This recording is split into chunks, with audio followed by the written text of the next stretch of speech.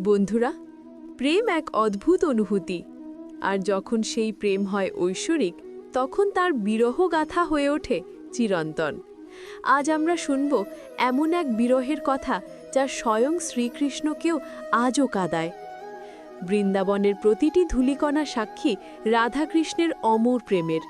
কিন্তু যেদিন শ্রীকৃষ্ণ মথুরা চলে গেলেন, সেদিন থেকেই রাধার জীবনে নেমে এলো এক অনন্ত বিরহ।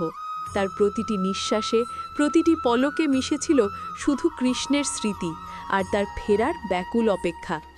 রাধা তখন যেন শুধু একটি শরীর, যার প্রাণ আটকে আছে সুদূর মথুরায়।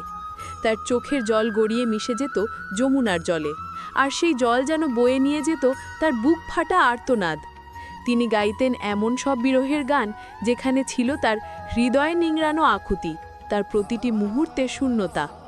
বলা হয়, রাধার এই বিরহের বাণী, তার বুক ফাটা আর্তনাদ এতটাই তীব্র ছিল যে আজও যখন সেই প্রেমকাব্য পাঠ করা হয়, স্বয়ং শ্রীকৃষ্ণও নাকি বিচলিত হয়ে ওঠেন। তার চোখও ছলছল করে ওঠে রাধার প্রতিচ্ছবিতে। রাধাকৃষ্ণের প্রেম কেবল এক গল্প নয়, এ এক অমর অনুভূতি। বিরহের মাধ্যমেই তাদের প্রেম যেন আরও গভীর, আরও চিরন্তন হয়ে উঠেছে। এক এমন প্রেম যা কালের সীমা পেরিয়ে আজও সজীব। ভিডিওটি যদি ভালো লেগে থাকে তবে লাইক, শেয়ার ও কমেন্ট করতে ভুলবেন না, এবং রাধাকৃষ্ণকে যদি ভালোবাসেন তবে চ্যানেলটি সাবস্ক্রাইব করে দেবেন। ধন্যবাদ।